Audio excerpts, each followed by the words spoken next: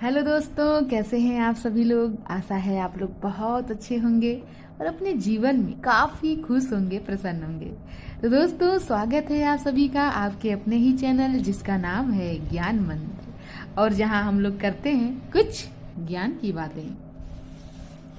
प्यारे दोस्तों, जैसा कि हम लोग अक्सर चर्चा करते हैं कि पॉजिटिव थिंकिंग हमारे जीवन के लिए कितना ज़्यादा महत्वपूर्ण है और उसका हमारे सुंदर जीवन के लिए कितना अधिक महत्व भी है। दोस्तों, सकारात्मक सोच का अभ्यास क्षमता को तेजी से बढ़ाता है, और वो दो कारणों से। पहला, यह उन प्रतिभाओं को निकालता है जो छुपी हुई होती, और इसलिए अनदेखे संसाधनों को उजागर करता है। और दूसरा, यह डर, चिंता, परेशानी और सफलता के शत्रुओं को हटाकर दिमाग को फोकस में रखता है। और सकारात्मक सोच नवीनीकरण का स्रोत देता है। यह आपको मोड़ता है ताकि आप सफलता, निश्चितता, विश्वास और दृढ़ता का रुख कर सकें। और साथ ही साथ जो शंका, भय और अनिश्चितता होती है वह आपके मन मस्तिष्क से हट सके। यह आपकी कोशिशों को चिंता और शंका से नुकसान पहुंचाने के बजाय आपकी कोशिशों के परिणामों का लाभ उठाने में खूब मदद करता है। तो दोस्तों, कुल मिलाकर कहना बस इतना है कि आपको आपकी जो सकारात्मक सोच है वह आपका जो लक्ष्य है, आपका जो सपना है, उसको पाने में सबसे महत्वपूर्ण रोल अगर कोई निभाएगा या फिर निभा रहा है तो वह है आपकी सकारात्मक सोच। इसीलिए हमें अपने साथ हमेशा हर परिस्थिति में, चाहे परिस्थितियां कितनी ही प्रतिकूल हों, हमें उसमें भी कुछ न कुछ सकारात्मकता को ढूंढ ही लेना चाहिए। तो चलिए दोस्तों, इन्हीं कुछ बातों के साथ शुरू करते हैं हम अपनी स्टडी। और हम लोग इस समय पढ़ रहे हैं बौद्ध धर्म। बौद्ध धर्म के लगभग हम लोगों ने 20 क्वेश्चन पढ़ लिए और आगे के क्वेश्चन को आज हम लोग पढ़ेंगे। तो चलिए दोस्तों, स्टार्ट करते हैं। हम लोगों को स्टार्ट करना है क्वेश्चन नंबर 21 से। क्वेश्चन नंबर 21 जो है वह दिया है कि बुद्ध ने अपना पहला उपदेश कहाँ दिया था। तो बुद्ध ने अपना पहला उपदेश, तो बहुत इजी क्वेश्चन हो गया, सारनाथ में दिया था। और सारनाथ जो है उसे अन्य किस नाम से जानते हैं? ऋषि पत्तनम नाम से जानते हैं। चलिए नेक्स्ट क्वेश्चन देख लिया जाए। क्वेश्चन नंबर 22 दिया हुआ है कि सारनाथ में अपना प्रथम प्रवचन किसने दिया। तो सारनाथ में अपना प्रथम प्रवचन, बिल्कुल इजी क्वेश्चन है। सबसे पहले सारनाथ में प्रवचन दिया है महात्मा बुद्ध ने दिया है, तो सी विकल्प सही हो जाएगा। नेक्स्ट क्वेश्चन देखते हैं। गौतम बुद्ध अपना प्रथम उपदेश कहाँ दिए थे। तो गौतम बुद्ध ने अपना प्रथम उपदेश, हम लोगों ने इसको कई बार देख लिया है यह क्वेश्चन, तो सारनाथ में दिया था। और सारनाथ को ऋषिपत्तनम भी बोलते हैं। सारनाथ वर्तमान में सारनाथ वाराणसी के निकट है और वहां पर ही महात्मा बुद्ध ने अपना उपदेश दिया था। नेक्स्ट क्वेश्चन दिया हुआ है कि ग्रंथों में उल्लिखित धर्म चक्र प्रवर्तन क्या है। तो धर्म चक्र प्रवर्तन जो ये शब्द है वह संबंधित है सारनाथ में दिया गया उनका प्रथम उपदेश। महात्मा बुद्ध ने सारनाथ में जो उपदेश दिया था उसे ही धर्म चक्र प्रवर्तन नाम से जाना जाता है। चलिए नेक्स्ट क्वेश्चन देखते हैं। धर्म चक्र प्रवर्तन किया गया था, कहाँ किया गया था? सांची में, श्रावस्ती में, सारनाथ में, वैशाली में। तो हमने अभी देखा कि धर्म चक्र प्रवर्तन का अर्थ होता है कि सारनाथ में महात्मा बुद्ध द्वारा दिया गया उपदेश। तो धर्म चक्र प्रवर्तन किया गया था, जब ये क्वेश्चन आता है तो स्वाभाविक सी बात है कि इसका आंसर हो जाएगा सारनाथ। सारनाथ में ही तो पहला उपदेश दिया था, तो इसीलिए सारनाथ विकल्प सी ही सही होगा। क्वेश्चन नंबर 26 देखते हैं क्या दिया हुआ है। दिया है कि महात्मा बुद्ध ने अपने सर्वाधिक उपदेश कहाँ दिए थे। तो अब तक हमने कई बार ये प्रश्न पढ़ लिया कि महात्मा बुद्ध ने अपना प्रथम उपदेश कहाँ दिया था, तो हमने इसका आंसर जान भी लिया, सारनाथ में प्रथम उपदेश दिया। और महात्मा बुद्ध, अब प्रश्न है महात्मा बुद्ध ने अपने सर्वाधिक उपदेश कहाँ दिए। तो सर्वाधिक उपदेश उन्होंने श्रावस्ती में दिया है। श्रावस्ती में सर्वाधिक उपदेश। तो श्रावस्ती, सर्वाधिक, ये साउंड भी मिल रहा है, तो सर्वाधिक श्रावस्ती। इसकी व्याख्या दी हुई है, व्याख्या भी देख लेते हैं। बुद्ध के सबसे अधिक शिष्य कोसल राज्य में हुए थे तथा यहाँ की राजधानी श्रावस्ती में ही उन्होंने सर्वाधिक उपदेश दिए। तो एक क्वेश्चन और इसमें तैयार हो जाता है कि कोसल की राजधानी कहाँ थी। तो कोसल की राजधानी थी श्रावस्ती।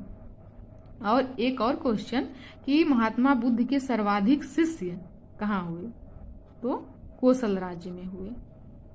इस तरीके से दो क्वेश्चन और हम लोगों ने देख लिया उसमें। बुद्ध कौशाम्बी किसके राज्यकाल में आए थे? महात्मा बुद्ध कौशाम्बी उदयन के समय आए हुए थे। उदयन जो है वत्स राज उदयन इनको कहा जाता है, और इन्हीं के शासनकाल में, वत्सराज उदयन के शासनकाल में महात्मा बुद्ध कौशाम्बी आए थे। इसकी व्याख्या को देख लेते हैं।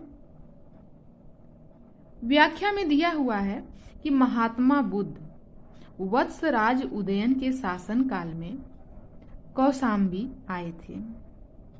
वहां उन्होंने 9वां विश्राम किया। उदयन ने पिंडोला भारद्वाज के प्रभाव से बौद्ध बनने के बाद घोषिताराम विहार भिक्षु संघ को दान दिया। तो ये क्वेश्चन भी बहुत इंपॉर्टेंट हो जाता है कि जो घोषिताराम विहार है, घोषिताराम विहार, यह महात्मा बुद्ध को किसने दान दिया था। इसी तरह और भी विहार हैं जो कि अलग अलग राजाओं ने महात्मा बुद्ध को दान में दिया था, लेकिन ये घोषिताराम विहार अगर हम लोग पढ़ रहे हैं तो ये हम लोग को याद भी हो जाना चाहिए कि घोषिताराम विहार जो है वह वत्सराज उदयन ने क्या किया था, महात्मा बुद्ध को दान में दिया था। घोषिताराम विहार।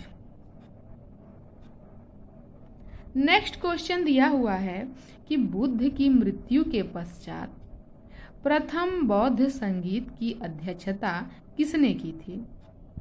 तो महात्मा बुद्ध की जब मृत्यु हो गई उसके पश्चात प्रथम बौद्ध संगीत का आयोजन किया गया, और प्रथम बौद्ध संगीत जो थी जब आयोजित हुई तो उसके जो अध्यक्ष थे वह थे महाकश्यप।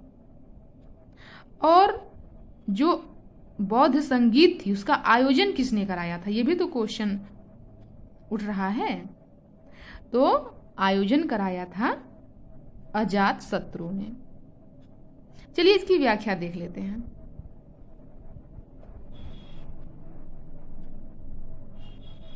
दिया हुआ है कि प्रथम बौद्ध संगीत प्रथम बौद्ध परिषद भी कह सकते हैं, बुद्ध की मृत्यु के तत्काल बाद राजगृह की सप्तपर्णी गुफा में हुई।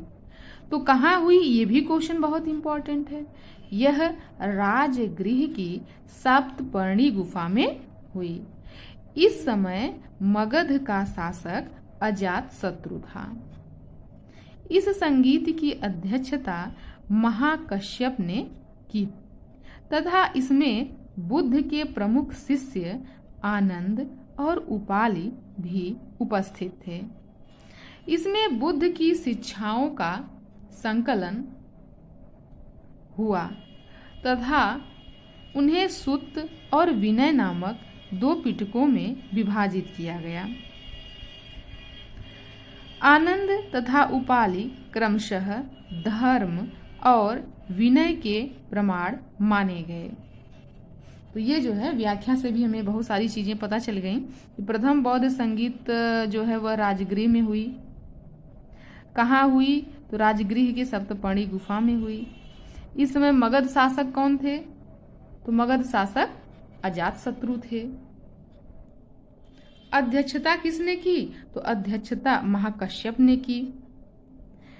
इसमें कौन कौन शामिल रहा, इसमें महात्मा बुद्ध के प्रमुख शिष्य आनंद और उपाली भी शामिल रहे। इसमें महात्मा बुद्ध की शिक्षाओं का संकलन हुआ। सुत्त पिटक और विनय पिटक नामक 2 पिटकों में विभाजन भी किया गया। तो काफी सारे क्वेश्चन हम लोगों ने इससे जान लिए। नेक्स्ट देखते हैं, प्रथम बौद्ध परिषद का संचालन निम्नलिखित में से किस एक ने किया। तो अभी हम लोगों ने इसको पढ़ा, इस प्रश्न को। तो प्रथम बौद्ध संगीत जो थी उसके अध्यक्ष कहिए या फिर संचालन, तो महाकश्यप इसका आंसर सही होगा। और किसने कराया था, तो अजात शत्रु ने कराया था। अध्यक्षता किसने की, महाकश्यप ने की। नेक्स्ट क्वेश्चन देखते हैं, दिया है कि सप्तपर्णी गुफा कहाँ स्थित है। तो अभी हम लोगों ने इसकी चर्चा की थी कि सप्तपर्णी गुफा जो है वह राजगृह में स्थित है। तो ये काफी इजी क्वेश्चन हो गया। यह राजगृह में सप्तपर्णी गुफा स्थित है और यहीं पर बौद्ध धर्म की पहली संगीत हुई थी। नेक्स्ट क्वेश्चन देखते हैं, दिया है कि भगवान बुद्ध के महापरिनिर्वाण के बाद पहली बौद्ध संगीत कहाँ हुई। तो ये क्वेश्चन बार बार जो है दे रहा है, लेकिन बार बार क्वेश्चन आने से हम लोग उस प्रश्न को काफी बेहतर तरीके से समझ भी ले रहे हैं और प्रश्न बिल्कुल याद हो जा रहा है। तो यह प्रश्न हम लोग पढ़ चुके हैं कि भगवान बुद्ध के महापरिनिर्वाण के बाद पहली बौद्ध संगीति कहाँ हुई थी। तो पहली बौद्ध संगीत राजगृह में हुई थी और इसे राजगीर भी बोला जाता था। और अभी हम लोगों ने ये भी पढ़ा कि इसकी अध्यक्षता महाकश्यप ने किया था और अजातशत्रु जो है इन्होंने आयोजित कराया था। चलिए नेक्स्ट क्वेश्चन देखते हैं, क्वेश्चन नंबर 32। दिया हुआ है कि कश्मीर में कनिष्क के शासन काल में जो बौद्ध संगीति आयोजित हुई थी उसकी अध्यक्षता निम्नलिखित में से किसने की थी।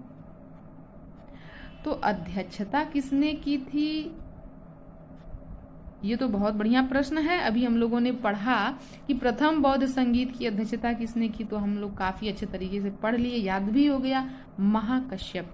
लेकिन अब यहाँ कश्मीर में कनिष्क जिन्होंने चतुर्थ बौद्ध संगीत और अंतिम भी कहिए का आयोजन कराया, तो उसकी अध्यक्षता किसने की, ये प्रश्न आ गया। तो इसका आंसर है वसुमित्र। वसुमित्र ने चौथी बौद्ध संगीतिका की अध्यक्षता की थी और आयोजन कराया था कनिष्क ने और ये चौथी थी और अंतिम भी। इसकी व्याख्या देखते हैं। व्याख्या में क्या दिया हुआ है,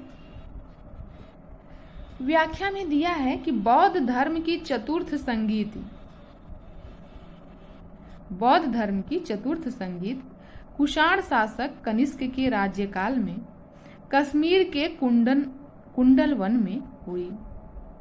इसकी अध्यक्षता वसुमित्र ने की तथा अश्वघोष इसके उपाध्यक्ष बने।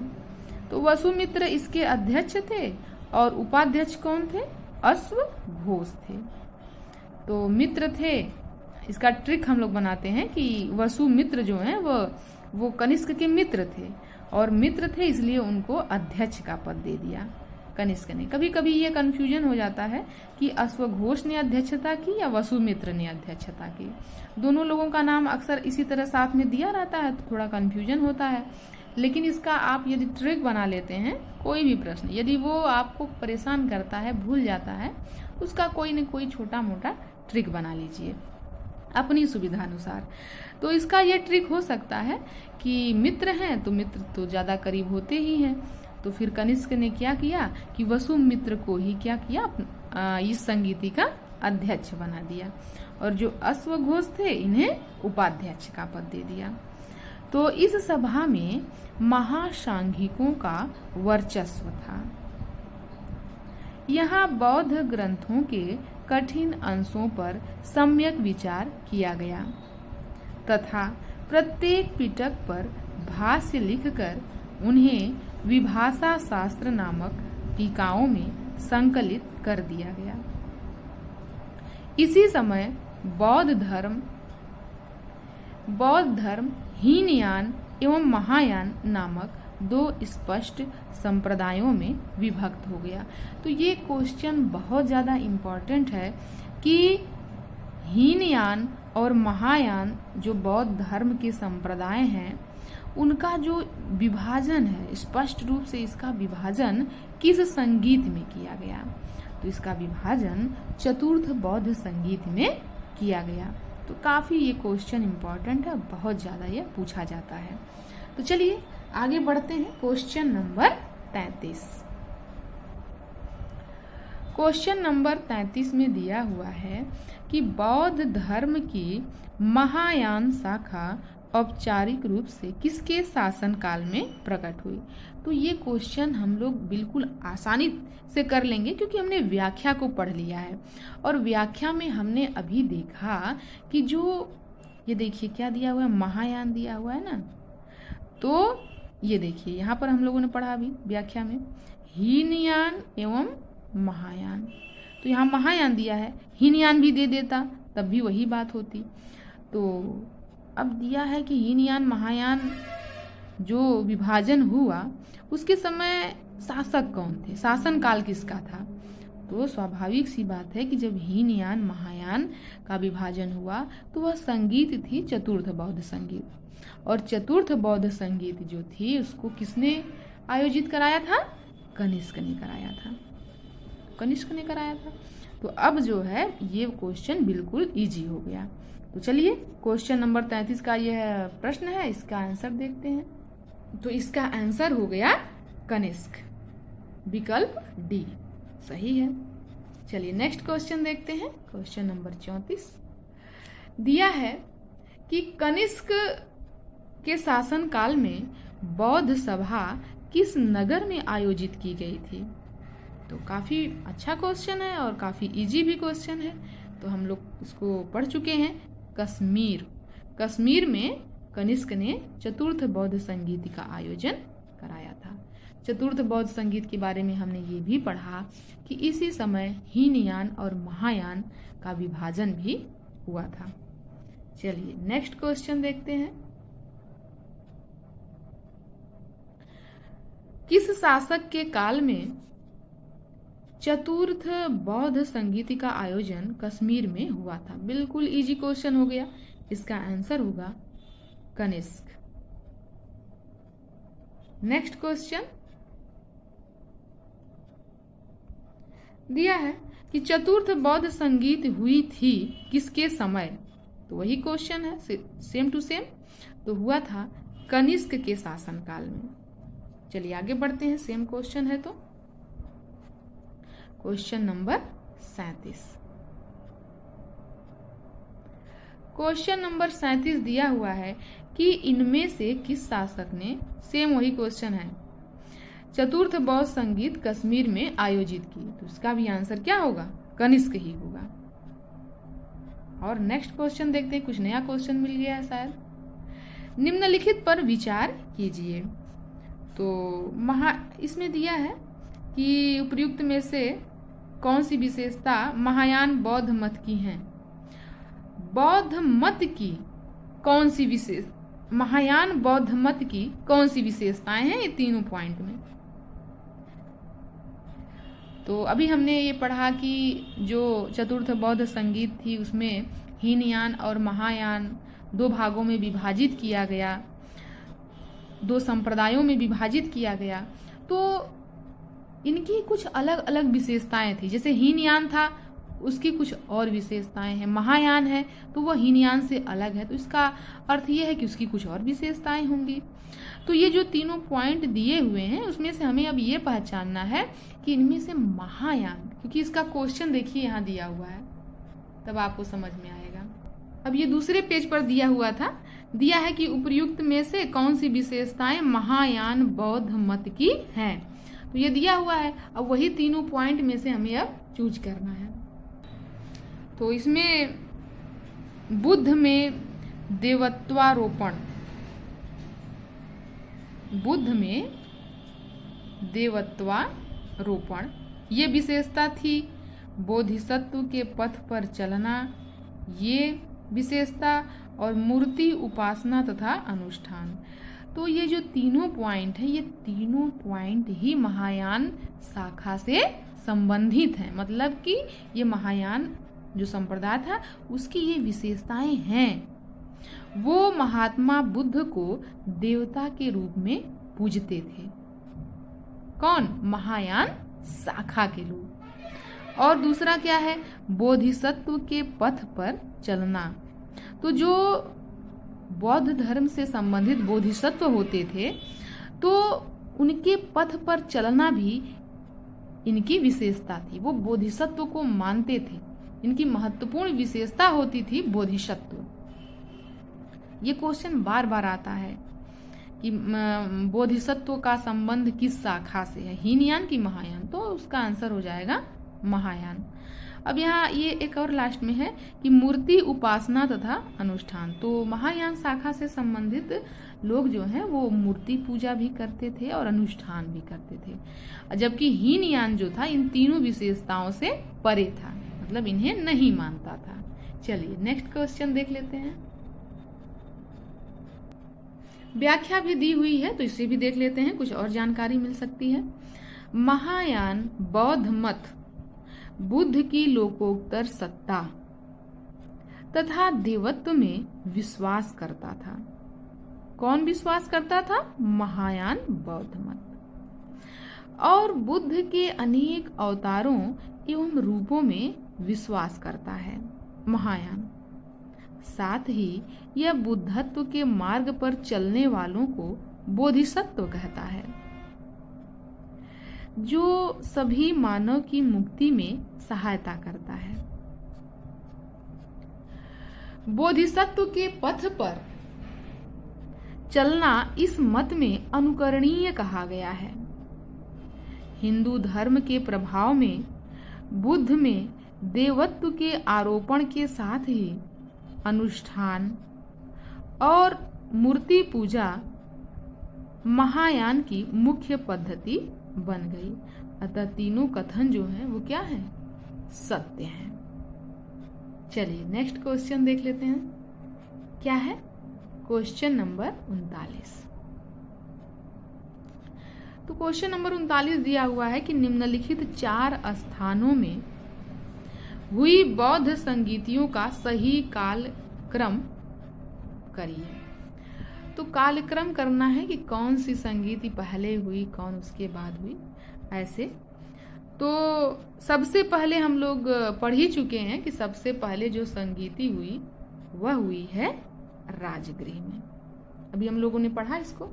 तो राजगृह में पहली संगीति हुई और राजगृह के बाद हुई है वैशाली में, दूसरी वैशाली में हुई है और तीसरी पाटलिपुत्र में हुई है, और चौथी अभी हम लोगों ने पढ़ा वह कश्मीर के कुंडन वन में हुई थी।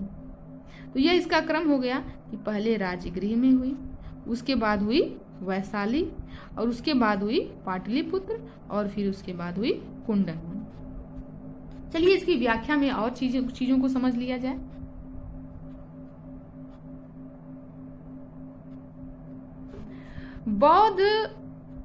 प्रथम बौद्ध संगीत बुद्ध की मृत्यु के तत्काल बाद मगध नरेश अजात शत्रु के कार्यकाल में राजगृह अथवा राजगीर स्थित सप्तपर्णी गुफा में संपन्न हुई थी। द्वितीय बौद्ध संगीति का आयोजन कालाशोक के शासन काल में, पहली तो हो गई अजातशत्रु के समय और दूसरी हुई है कालाशोक के शासन काल में। कालाशोक जो है वह वैशाली से संबंधित थे, तो इनके समय में हुई। बुद्ध की मृत्यु के 100 वर्ष बाद वैशाली में किया गया, और ये जो प्रथम संगीति थी यह बुद्ध की मृत्यु के तत्काल बाद हुई, और यह जो है वैशाली में यह 100 वर्ष बाद हुई है। तो कालाशोक के समय में हुई। तृतीय बौद्ध संगीति मौर्य सम्राट अशोक के शासन काल में पाटलिपुत्र में हुई थी, और जिसकी अध्यक्षता मोगलपुत्र तिस्स ने किया था। चतुर्थ बौद्ध संगीत कनिष्क के शासन काल में कुंडल वन में संपन्न हुई। इसकी अध्यक्षता वसुमित्र एवं उपाध्यक्षता अश्वघोष ने किया। तो बिल्कुल इजी तरीके से हम लोगों ने पढ़ लिया। प्रथम बौद्ध संगीत अजातशत्रु, द्वितीय बौद्ध संगीत कालाशोक, तृतीय बौद्ध संगीत अशोक, और चतुर्थ बौद्ध संगीत कनिष्क के समय में हुआ। और इसका एक बहुत सुंदर ट्रिक भी है। इसका ट्रिक है एके एके एके एके एके एके का मतलब क्या है? अब जैसे ए का अर्थ है अजातशत्रु, के का अर्थ है कालाशोक, फिर ए का अर्थ है अशोक, फिर के का अर्थ है कनिष्क। तो कम से कम ये ट्रिक अगर आपको याद रहेगा तो आपको जो शासक हैं वो अच्छे तरीके से याद रहेंगे। एके एके। चलिए नेक्स्ट क्वेश्चन देखते हैं, क्वेश्चन नंबर 40, और यह लास्ट क्वेश्चन भी है। देखते हैं द्वितीय बौद्ध समिति का आयोजन कहाँ हुआ था।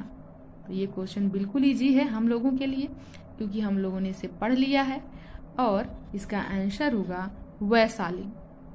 क्योंकि पहली बौद्ध संगीत राजगृह में, दूसरी वैशाली में, तृतीय पाटलिपुत्र में, लेकिन चतुर्थ कहाँ हुई है?